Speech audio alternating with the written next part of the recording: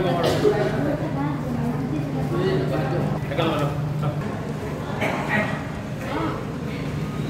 Minute নাথাকিলে গুচিয়ে গ'ল। ৰং ট্ৰিটমেণ্টে বুজি পাম। ছাৰ আগতে আমাক ক'ব লাগিছিলে যে হাৰ্টৰ প্ৰব্লেম হয়, ছাডেনলি হাৰ্ট এটেক হ'ল কৈছে। ছাডেনলি হাৰ্ট এটেক কেনেকৈ হ'ব পাৰে? তাৰ আগত ক'ব পাৰে 3 ঘণ্টা আগৰ পৰা পেচেণ্টজন পৰি আছে বেডত, ক'ব পাৰে যে ICU সুবিধা আছে, সেইবোৰ কৰিব লাগিছিলে। কৈছে যে একো নাই হোৱা, ঠিক আছে, পালছ চালছ চব চাইছে, ঠিক আছে কৈছে। তো ৰিপৰ্ট চাওঁ ক'লোঁ, ৰিপৰ্ট নেদেখুৱাকৈ তেওঁলোক চিধা গুচি গ'ল। আৰু ফোন কৰিব কৈছে, ফোন কৰিছোঁ, 15-20 মিনিটৰ পাছত ডক্টৰ আৰু নাৰ্ছবোৰ আহিছেহি। তাৰ আগতো হাজিৰ হ'ব লাগে ন, আহি চিৰিয়াছ পেচেণ্ট দেখিছে তেওঁলোকে, একো ৰেছপন্সে নিদিয়ে। কি ক'ম এতিয়া আৰু দেউতা মানে কি অসুবিধা মানে অলপ ড্ৰিংক কৰে, তো 2 দিনৰ ধৰি খোৱা নাছিলে। তো সেই নোখোৱাৰ কাৰণে ৰাতি মানে অলপ গাটো গৰম, মানে ঠাণ্ডা হৈ আছিলে হেনো। তো সেইটো কাৰণে দাদাই কালি নানিলে, ৰাতি আমাক জনে ৰাতিপুৱা লৈ আনিলে, 7টামান বজাতে লৈ আনিলে। ইয়াত 8টা বজাত পালেহি। তো পোৱাৰ পাছত 8টা বজাই নাই, 7:30 বজাতে পাইছেহি ইয়াত। তো আনি এডমিট কৰিলে, মই অলপ দেৰিকৈ পাইছোঁহি বাৰু। তাৰপৰা সেই কৰি মেলি মই আহি পাইছোঁ, ভাত খাম ক'লে, ভাত খুৱাইলোঁ। ডক্টৰে ক'লে ভাত অকণমান খুৱাই টেবলেটটো খুৱাই দিব। তেনেকৈ কৰিলোঁ। বাথৰুম লাগিছে ক'লে, লৈ গ'লোঁ, দাঙি মেলি লৈ গৈছোঁ, দাদাই মই ভাইটিয়ে লৈ গৈছোঁ। তো নকৰিলে, কৰিলে, তাতে বমি নিচিনা অকণমান ওলালে। তাৰপৰা আনি বেডত থৈছোঁ, নাই আৰু পৰা চটফটাব ধৰিলে, নাইকিয়া হ'ল। ডক্টৰে আহি আকৌ ECG লগাইছে, তাৰপাছত কৈছে যে তেওঁলোকে হাৰ্টৰ প্ৰব্লেম বোলে। বীৰ বাহাদুৰ চেত্ৰী বয়স ইয়াততো 68 দিছে, 70 মান হ'ব, মানে ঘৰ দলৰ পৰা। ঘটনাটো একো নাই, ইয়াত আনিলোঁ, ক'লে ডাক্তৰে চালে, চোৱাৰ পিছত ক'লে যে হেৰি চুগাৰ বুলি ক'লে। চুগাৰ বুলি কওঁতে 19 নে কিবা ক'লে, কৰাৰ পিছত কিবা ল' বুলি ক'লে, নহয় ল'টো লৈ তাৰপিছত কিবা কিবি ক'লে। তাৰপিছত ডক্টৰে কিবা দিলে, দিয়াৰ পিছত মানে হুচ আহিলে, তাৰ চোৱা ইমান হুচ নাই, মানুহজনৰ হুচ নাই। পিছত তাৰপিছত যেতিয়া মাতবোৰ কৰিছে, হেৰি কৰিছে, কৈছে মোক যে ক'ত হেৰি ঘৰলৈ নিবানে, এনেকৈ কিবা হেৰি কৰিবা, নাই ইয়াতে থবা।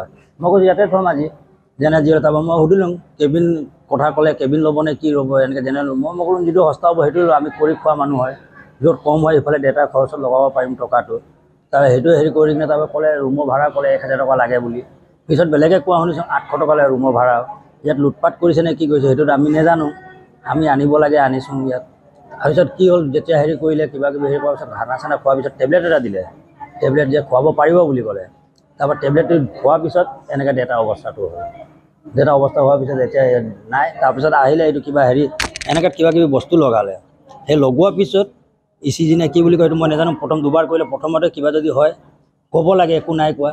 যেনিবা পেচেণ্ট একদম চিৰিয়াছে আছে, ক'ব লাগে আমাক। যেতিয়া নেকি সেইটো ছেকেণ্ড বাৰত হেৰি কৰিলে, বাথৰুমৰ পৰা অনাৰ পিছত ডেটা ঢুকালে। তাৰপিছত কৈছে মোক মাতি নিলে, এই কিবা এজন বিহাৰী ছাৰ হয় নে কি হয় মই নাজানো, মোৰ লগত হিন্দীত কথা পাতি আছিলে। মই ক'লোঁ ছাৰ মইতো অসমৰ হয়, মই নেপালী মানুহ হয়, কিন্তু মই অসমৰ, মোক অসমীয়াত কথা কওক।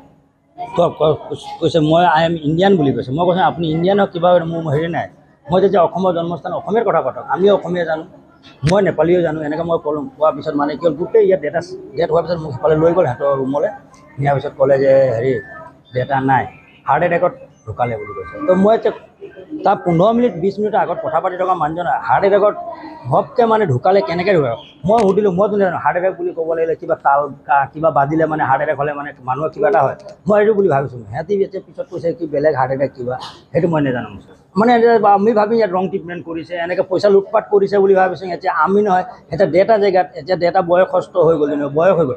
আজি ডেটা জেগাত মই হোৱাহেঁতেন, মোৰ জেগাত কোনোবা আৰু সৰু ল'ৰা হোৱাহেঁতেন কি হ'ল আমাৰ অৱস্থা হয়। তেওঁ ৰাতিপুৱা অনা হৈছিলে, আমি ডক্টৰৰ মতে জনাত তেওঁৰ প্ৰেছাৰ ল' হৈছিলে বুলি, চুগাৰ ল' হৈছিলে বুলি কৈছিলে। কিন্তু যেতিয়া পেচেণ্টজন ঢুকালে, তেতিয়া কৈছে তেওঁৰ বোলে এজমা বেমাৰ হৈছে, কিডনিৰ এফেক্ট হৈছে।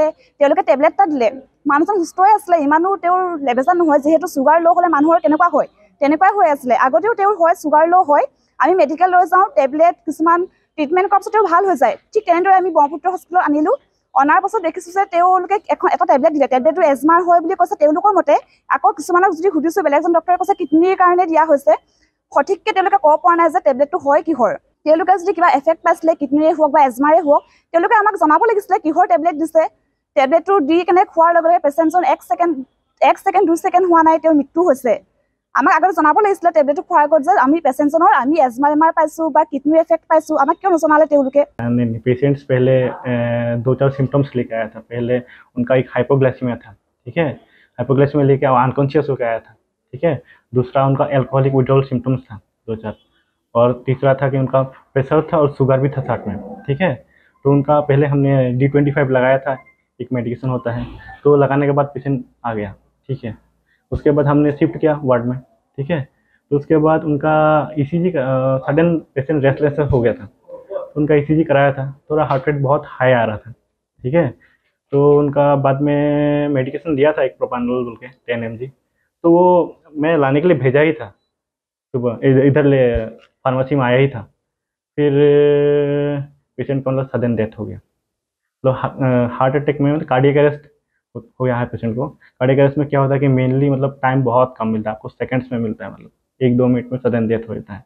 उसके बाद हम लोगों ने देखा तो पेशेंट पेशेंट थोड़ा इमोशनली अभी अनस्टेबल है। वो लोग ऐसे बोलेगा, हर पेशेंट पार्टी ऐसे बोलता है कभी कि सडन डेथ हुआ तो ऐसे बोलेगा ही पेशेंट पार्टी। मतलब आपके तरफ से कोई गलती नहीं? अरे हमारी तरफ से कुछ भी गलती नहीं है। যিকোনো খবৰৰ বাবে যোগাযোগ কৰক 7099017330 অথবা 7099017900